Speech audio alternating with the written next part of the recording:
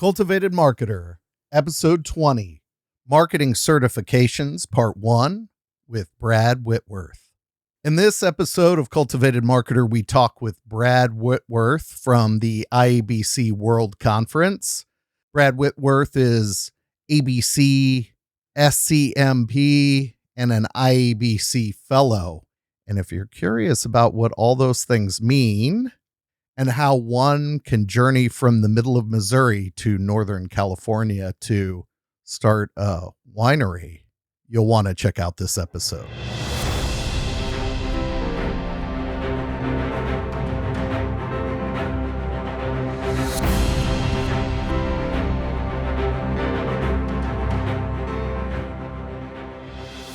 Welcome to CultivatED Marketer, where we talk marketing professional development so your garden of opportunity grows. This is Brent Bowen. And today I'm without my partner in crime, Matt Tidwell. He's going to be joining me when we get to part 2. This is part 1 of a conversation that we have with Brad Whitworth. Again, this is another one of those conversations that Matt and I had when we were live at the IABC World Conference in New York City. Most of this conversation in part 1 is really around Brad's career journey. So Brad's an extremely accomplished marketing and communications professional, has traveled the world. And a lot of part 1, we discuss that career journey. And that career journey starts in the middle of Missouri. He's a Missouri graduate, undergrad, ends up getting master's out in California later in life. But he starts his career in Springfield, Illinois. He and I share a couple experiences there. Spent some time in Springfield, Illinois, all the way through different interesting stops that he's had. And now he's an owner of a vineyard. He started his own winery in California, and we'll provide a link to that in the show notes. But you're going to hear about that career journey. And if, being a winery owner is part of the gig you're looking for, we've got this conversation with Brad.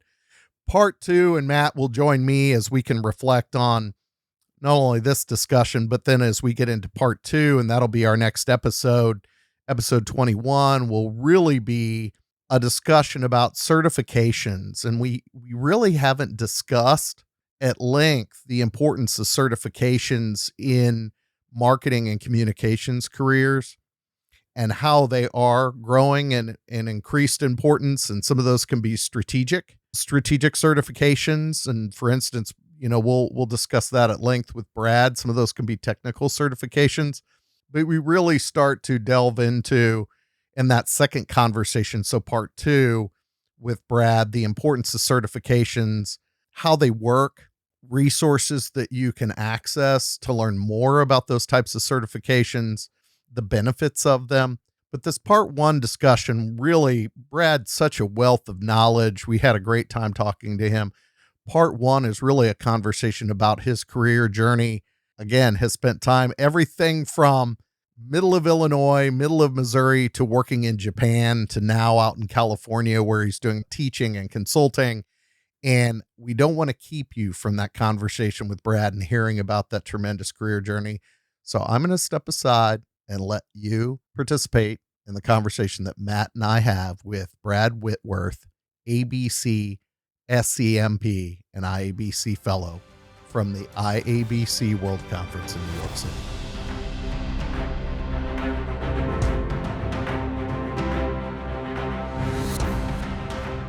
So this is Brent Bowen. And I'm Matt Tidwell.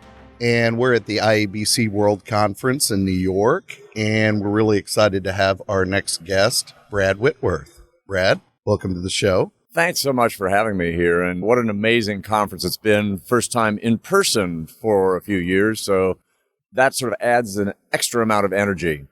Definitely glad to be here with our people, right? So it's tremendous. Brad, welcome. Great to have you. As you said, great to be back at another IABC World Conference, and thanks for coming on. A pleasure. This is my 41st IABC International Conference, so I'd like to say that I started when I was still in school, but a little bit after that. So, we were talking a little bit before, reading, getting to know you. I was getting to know you the opening night a little bit, and understand you have a very diverse career, some of which I would really love to unpack as part of this conversation on some recent ventures.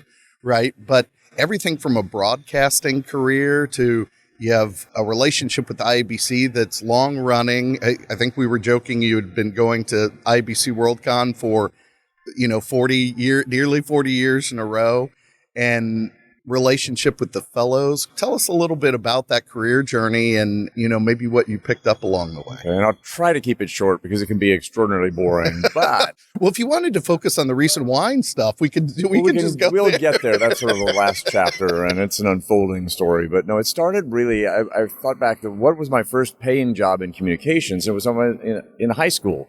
I had been shooting photos for the high school yearbook and realized that there were some people who were warm and dry on those crappy nights, and they were sitting up in the broadcast booth. So I said, I need to find out about that. So I ended up doing freebies for a little while, sort of internee kind of thing, and then turning it into a paying role at a commercial AM station. And then when I was in the University of Missouri, I added the educational FM station that was sort of a required part of the curriculum to it. So sort of broadcast, but then I was a magazine major. So then it's, okay, I'm getting out of school. What do I get to do? Where do I go? And the one plus I would say is that having had some experience, something to show for getting out as an undergrad, but I had 4+ years of working in radio.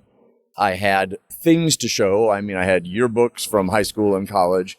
And part of the curriculum at Missouri is you actually work on a competing city daily newspaper. So I had newspaper clips to show.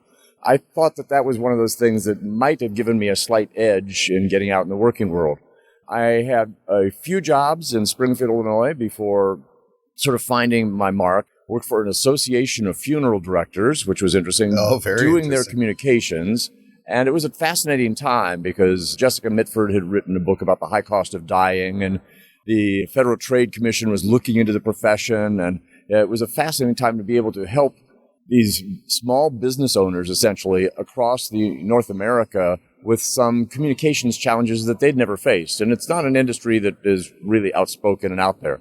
I went to work, probably the stepping stone job was working for an insurance company. It was called Horace Mann, based out of Springfield, and it sold to educators.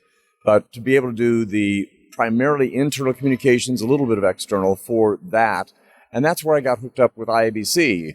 Someone who was working at the local utility said, hey, you new communications person over at Horace Mann, you should come with me to this IABC meeting. And I was like, what's IABC? Got introduced and very quickly became like the vice president of the chapter, and the next year the president of the chapter. So I can say, Heart of Illinois, IABC got me a start. And we represented, it was sort of like a regional thing. It was Peoria, Springfield, Bloomington, all the way out to Champaign-Urbana. So through that sort of first connection, and then it's like they have a conference every year, and you got to talk your bosses into letting you go. And that was my first conference. It was in Toronto in 1978. So a few years out of school, but still wide-eyed.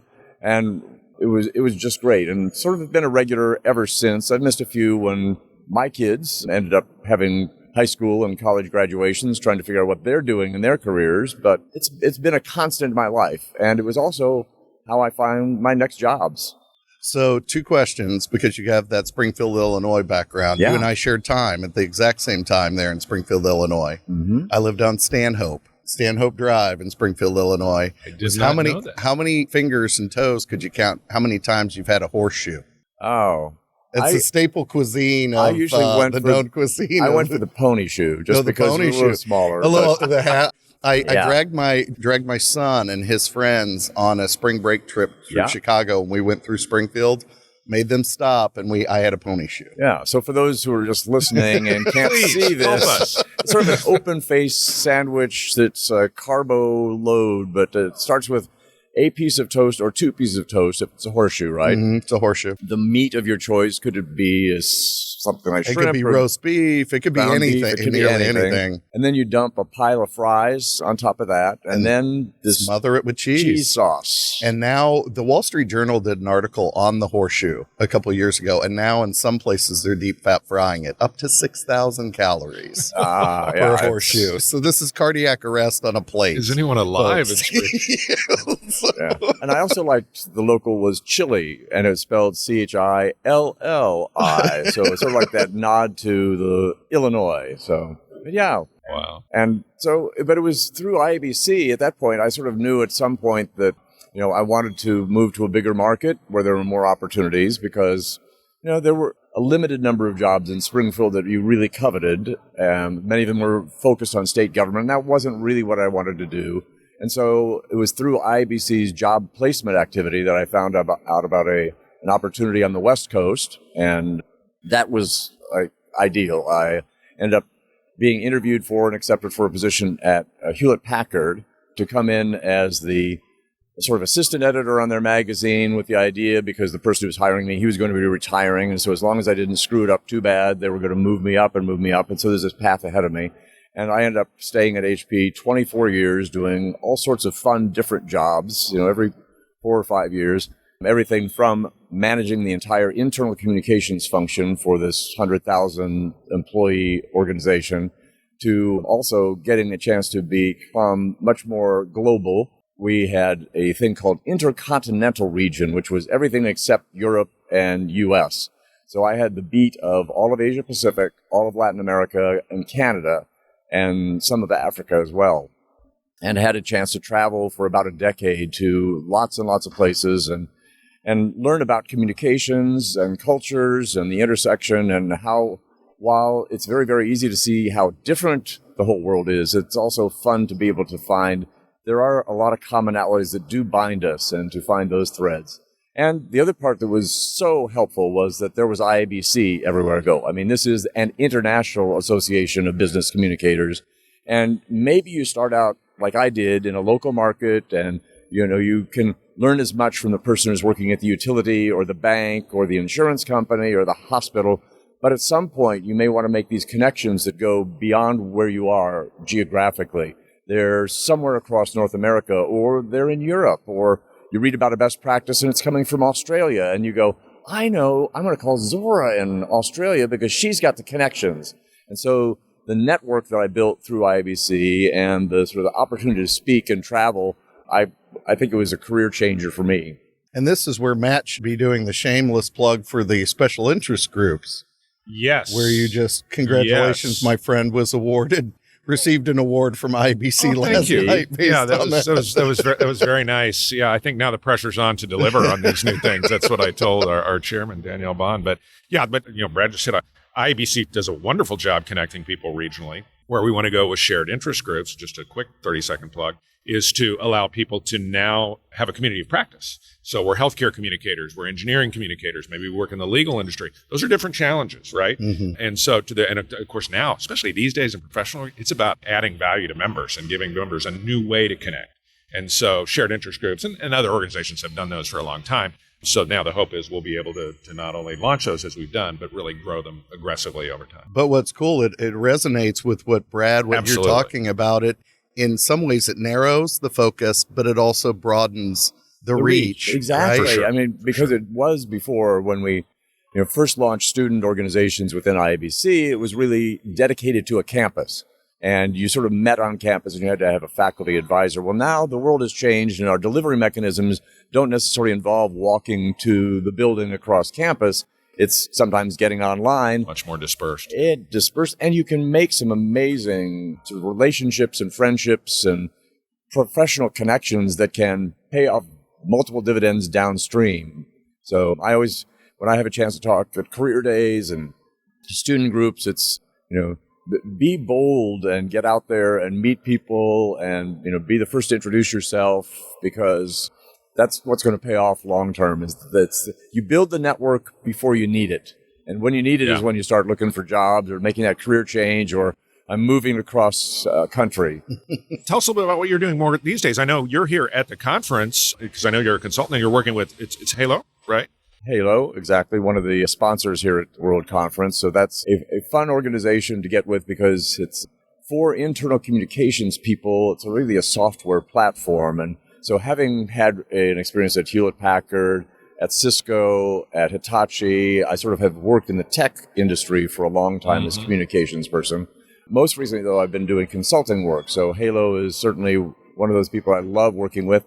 I also am taking some of the experience that I had when I was at Cisco, where I was working on Internet of Things and smart cities, and now I'm working for a smart city company that's fascinating to be able to see what it is that you can do in terms of bringing Wi-Fi and power grids that are smarter than we are, that saves energy and makes life smarter, easier, more connected for people. So that has been a fun career change for me. At the same time, I also say that I go back to school. I think I've become a perpetual student. So in addition to I ended up with 2 bachelor's degrees when I got out of Missouri, but at a certain point I realized that my undergrad work, which had all been sort of liberal arts side of the campus, I didn't know as much about the business of business as I needed to. So when I was at HP, I was able to take care of their educational reimbursement program and get into Santa Clara University, where I worked on an MBA, a class a quarter for what seemed like forever, but I was in no rush to get it done. And lately I've been taking classes at the local junior college in Northern California, where I live, in wine studies, enology, viticulture, because on the property my wife and I have in Northern California, we have a very small vineyard, about 1,400 vines, and we're growing Pinot Noir. But to have made sort of this, not career transition, but sort of a career addition into a field that keeps the brain cells active and keeps me learning and keeps me want to go. And then along the way, I've done things like accreditation and certification, which we probably should talk about as stepping stones. We definitely will.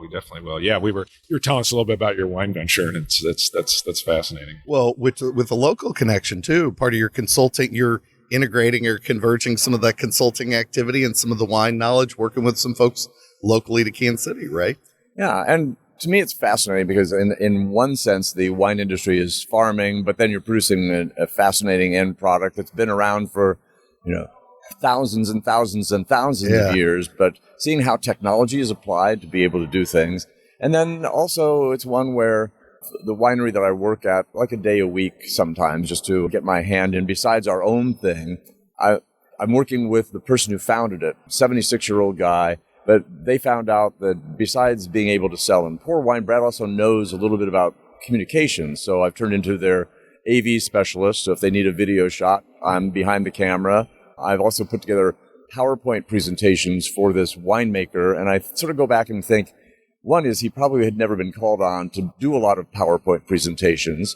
And second, never had on a staff anybody who did communications as we know it sort of in that corporate setting. So he's like, wow, this is amazing. And, hits the clicker and slides are doing animated things. And he's a good friend now. Yeah, that's cool. So it is interesting that a product that's been around for, at least 1,000 years requires to be showcased.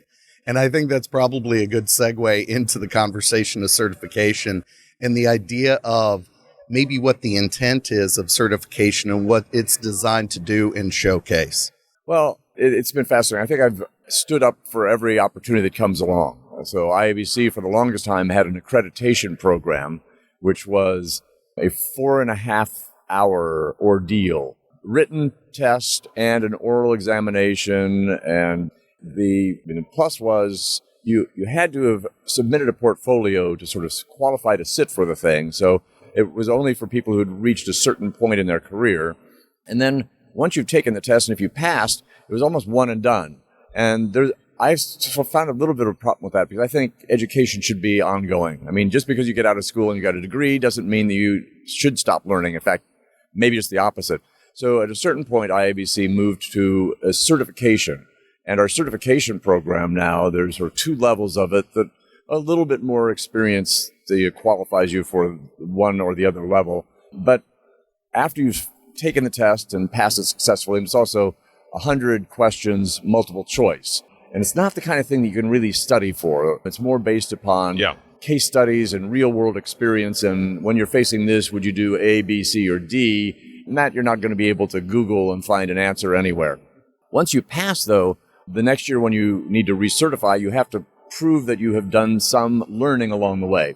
And learning could be going to a world conference. It could be speaking somewhere. It could be judging an awards competition. It could be reading a book. It could be listening to a webcast or a blog. So, there are all sorts of ways to show that you're doing things. And to me, that is really, really important, the sort of that commitment to lifelong learning. And I think what I find is the motivation for people wanting to get certified can be quite varied.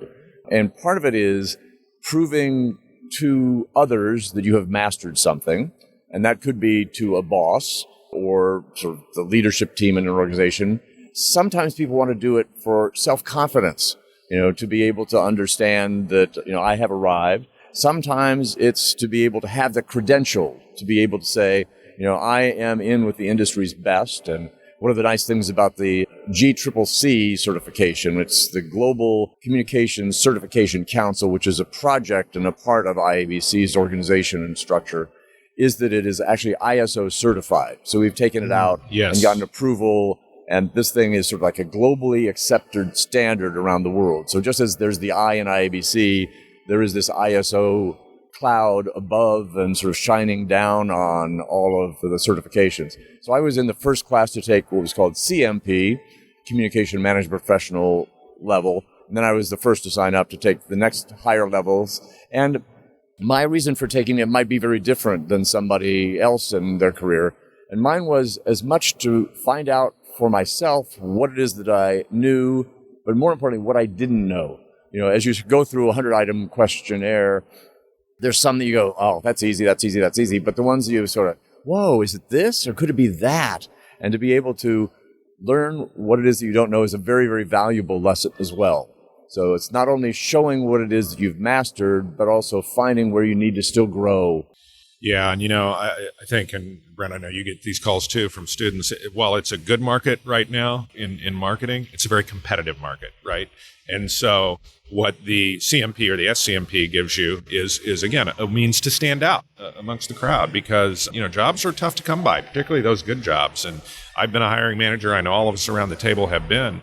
And to have someone who's credentialed and has made that commitment, right? We talk about that all, has made that personal commitment. That's really what impresses me is that this is a person that thinks enough about where they want to go in their career, that they want to become credentialed, they want to set themselves apart. And frankly, those were the resumes that tended to float to the top of my stack.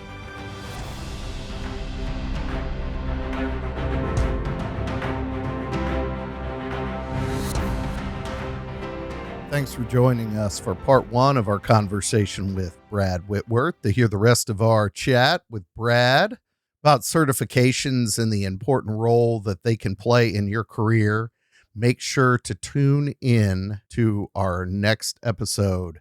Matt will be back as well, where we can talk future guests. We got some great guests lined up, and you'll be able to hear the rest of our conversation with Brad. Hope you enjoyed part one of our conversation with Brad Whitworth. If you found value in today's episode, check us out on our website, CultivatedMarketer.com. You'll also be able to subscribe to us, rate us, and leave us a comment on your favorite podcast platform, such as Apple Podcasts, Spotify, and Stitcher. Remember, a garden of opportunity grows with Cultivated Marketer.